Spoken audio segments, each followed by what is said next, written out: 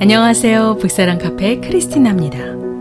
오늘 제가 여러분들께 소개해드릴 책은요, 작가 톰 닐슨이 쓴 음식과 전쟁입니다. 이 책이 우리들의 손에 쥐어지기까지 작가님은 실제로 음식점을 운영하면서요, 특별히 1300년대에서 1500년대 사이 중세시대 요리에 많은 관심을 가지고 고대 요리책에서 레시피를 발췌해 직접 만들어 보기도 하였다고 하죠. 그러면서 알게 된 사실은요, 그 당시 식재료는 주로 거북이, 양고기, 벌꿀, 술, 돼지비계가 끼니 때마다 식탁에 오르는 듯 했다고 하는데요. 향신료 무역이 활발해진 덕분에 요리는 더욱더 다양해지기 시작했다고 합니다. 다른 역사적 내용들보다 삶에서 중요한 부분을 차지하는 음식에 대한 역사의 기록은 생각보다 많지 않다고 하는데요. 그래서인지 작가님이 고대 요리책에서 얻은 내용과 그때의 역사적 흐름을 적절히 서술한 이 책의 내용이 더욱 궁금해지네요. 자, 그럼 지금부터 음식과 전쟁, 그 이야기를 시작해 보도록 하죠. 476년 서로마 제국이 멸망한 이후 유럽을 점령한 게르만인들은 대부분 문맹이었는데요. 로마의 지배 아래 사용되어졌던 지식과 기술이 쇠퇴하기 시작하면서 예술, 건축술, 실내 배관 기술, 심지어 농업에 관한 지식까지 모조리 잊어버리면서 유럽은 그야말로 심각한 침체에 빠지게 됩니다. 또한 로마 중앙정부와 유럽의 무역 네트워크가 제구실을 못하는 상태에 전쟁과 전염병까지 창궐해 도시의 인구가 급격히 감소하는 사태에 이르게 되죠. 로마 제국이 멸망하고 약 600년이 지난 서기 1095년 교황 우르바누스 2세는요, 프랑스에서 클레르 몽공 의회, 즉 1595년에 소집한 종교회의에서요, 전 세계 기독교 국가들을 향해 무기를 들고 이슬람 세력에 맞서 예루살렘을 되찾아 달라고 호소합니다. 그는 당시 어마무시한 무리의 투르크의 침략으로부터 구조 요청을 비잔틴 제국 황제 알렉시우스 1세로부터 편지를 받게 되는데요. 십자군의 필요성은 이미 몇 해 전부터 제기되어 왔죠.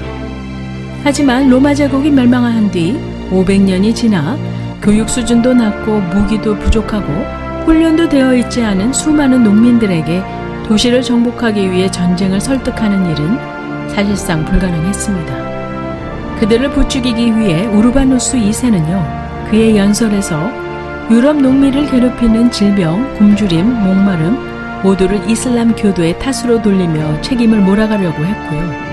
당시 유럽 대부분은 힘겨운 암흑 시대를 보내고 있었습니다.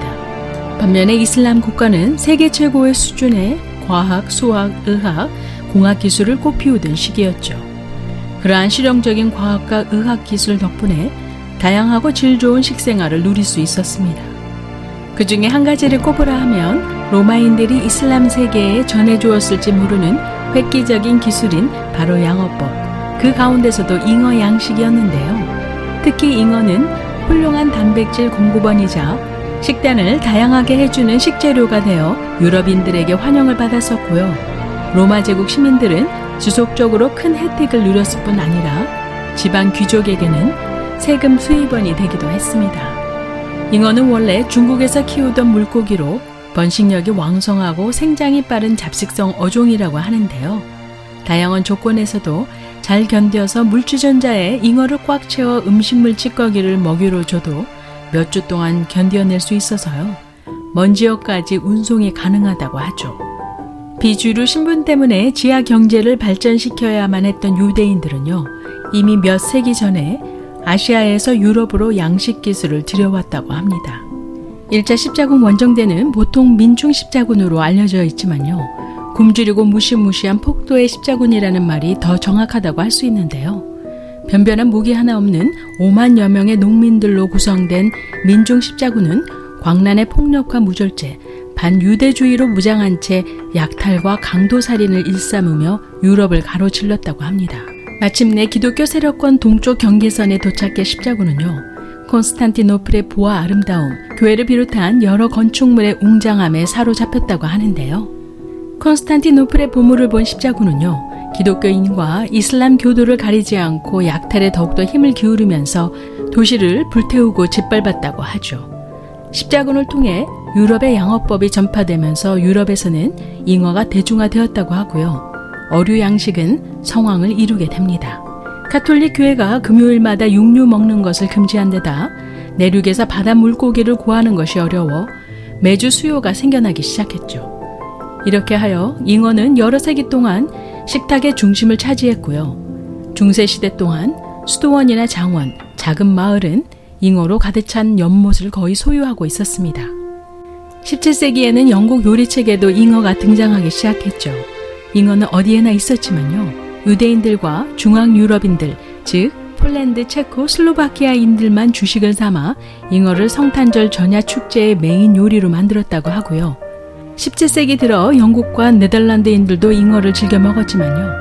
북아메리카 대륙의 버지니아, 매사추세츠, 그리고 퀘벡과 같은 식민지 정착을 위해 건너간 유럽인들은요. 잉어를 가져가지 않았다고 합니다. 르아보르에서 시작하는 대서양 횡단 노선의 소유주였던 헨리 로빈슨이 프랑스산 잉어 수십 마리를 뉴욕 뉴버그에 풀어넣으면서요. 1831년 북아메리카에 잉어가 처음으로 등장하기 시작했죠. 잉어는 처음에는 미국 멕시코 전쟁 때문에 나중에는 미국 남북 전쟁 등의 이유로 미국 전역에 확산되지 못하다가요. 전쟁으로 농업이 엉망이 되어버린 후 1870년대 미국 정부는요. 한 해에 한 번 잉어 복권 사업을 추진했고요. 미국 전역에 수만 마리의 잉어를 보급하기 시작합니다. 미국인들은 잉어를 최대한 더 많이 확보하기 위해 무척 애를 썼는데요. 국유 양식장만이 아닌 연못, 운하, 도랑, 늪, 강, 호수에서도 양식되었다고 하네요. 정부가 발행한 잉어 홍보지에는요. 잉어 양식이 쉽고 재미있으며 번식이 다른 종에 비해 비교도 안 될 만큼 빠르다는 것을 강조한 반면에요. 수많은 잉어를 가지고 무엇을 할 수 있는지에 대해서는 작은 글씨로 가볍게 언급했다고 하죠. 양어 프로그램이 그토록 성공을 거두었지만요. 잉어는 미국 부엌의 주인공이 되는데 실패해 19세기 북아메리카 요리책에서 잉어 요리 레시피를 찾는 일이 역시 매우 어렵게 되었다고 합니다. 잉어는 유대인이나 중국인 이민자에게 매우 인기 있는 음식이지만요. 미국에서는 음식 재료로 크게 곽광을 받지 못했죠. 1937년 과학자들이 비타민 B3 혹은 니아신 형태로 된 간단한 화학적 처치를 통해 펠라그라를 치료할 수 있게 되면서 잉어의 유행은 20세기 초반 서서히 저물게 되죠. 미국 정부는 캘리포니아 서부 지역만 아니라 코스타리카, 멕시코 지역으로도 엄청난 수의 잉어를 보냈고요. 하와이로도 전달되었습니다. 이로써 잉어는 천년에 걸쳐 지구 한 바퀴를 돌아 하와이주 마우이 섬에 있는 와일루쿠 도시의 아름다운 관계수로에서 만나게 되었죠. 1665년에서 1660년 사이 영국 런던의 인구 10만 명 이상이 전염병으로 인구의 4분의 1이 목숨을 잃었는데요. 베네치아도 인구 14만 명 가운데 약 3분의 1이, 그리고 밀라노에서는 13만 명 인구의 절반이 죽었던 선페스트가 1668년 프랑스에 창궐해서요. 프랑스인들을 위협하기 시작했습니다. 노르망디 피카르니에서 보고된 선페스트는요. 수아송, 아미행을 걸쳐 벌써 생강을 따라 하류에 위치한 루앙에까지 퍼졌죠. 공황 상태에 빠진 파리 공중보건국은요. 이 무시무시한 재앙을 줄이고자 사람들을 격리하고 통상금지 조치를 취했지만요. 좀처럼 전염병은 수그러들지 않았습니다.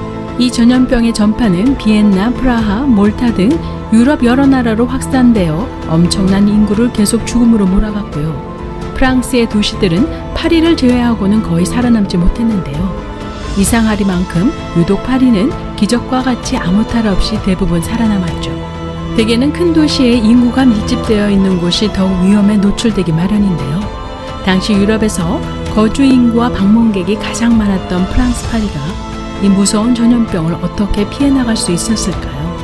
1650년대 후반 이후 이탈리아인들과 이탈리아의 방문객들은요. 카페와 노점에서 다양한 청량음료와 알코올음료, 그리고 레모네이드와 그 걸쭉한 버전인 레몬즙을 과육 껍질과 설탕을 혼합한 에그르드 세드르를 제공받을 수 있었습니다.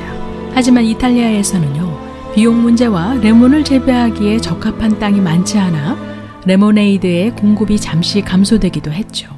그러다가 과육이 더 단단하고 과즙이 더 많은 레몬종이 재배되기 시작했는데요.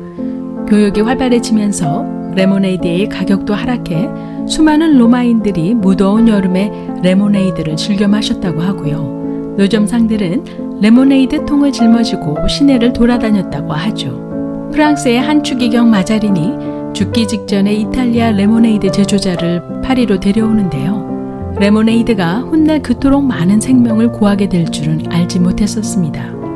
파리에서 레모네이드는 굉장히 빠른 속도로 전달되었는데요.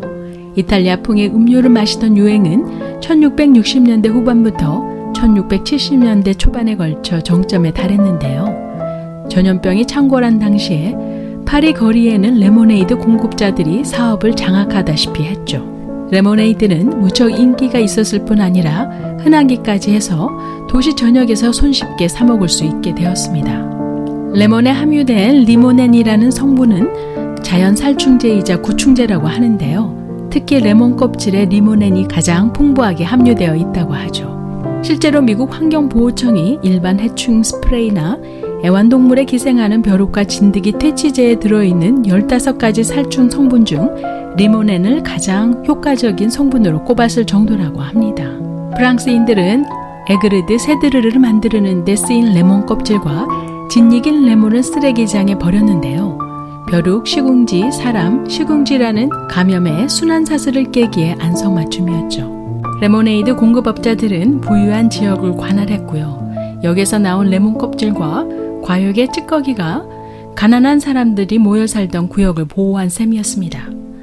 이렇게 해서 파리는 비록 우연일지라도 레몬 때문에 전염병으로부터 효과적인 보호를 받았죠. 시궁지들은 막대한 레몬 때문에 괴로워했겠지만요. 잡식성이 있었던 그들은 새로운 맛을 경험하는 즐거움도 누렸을 법한데요. 이렇게 해서 전염병 박테리아에 감염된 벼룩들이 서서히 사라지지 않았을까 여겨진다고 합니다. 1668년 파리에서 전염병을 옮기는 벼룩에게 안전한 곳은 없었다고 하는데요. 식용지들을 쉽게 볼 수 있는 쓰레기장이나 하수구에는 리모넨을 비롯한 다른 구충들로 인해 벼룩이 살아남기란 불가능했다고 여겨진다고 하고요. 덕분에 시궁지와 사람들은 행운을 누린 셈이었죠. 저는 오늘 음식과 전쟁이란 책을 읽은 내용 중에서요. 중세의 중요 영양의 공급원이 되었던 잉어와 17세기 유럽을 강타했던 선페스트가 우연의 일치로 프랑스 파리 지역만 비켜나갈 수 있었던 내용들을 요약해 보았는데요. 책에서는 10가지의 주제로 음식과 얽힌 인간의 역사를 다루고 있습니다. 다양한 주제의 역사 속에서 평범해 보이는 음식이 끼쳤던 역사를 알아가는 데 유익한 시간이었다고 여겨지고요. 관심 있으신 분들은 이 책을 한번 읽어보셔도 좋을 듯 싶습니다. 오늘의 영상을 끝까지 시청해 주심을 감사드리면서요. 구독, 좋아요 잊지 마시고요. 그럼 다음 영상에서 뵐 때까지 안녕히 계세요.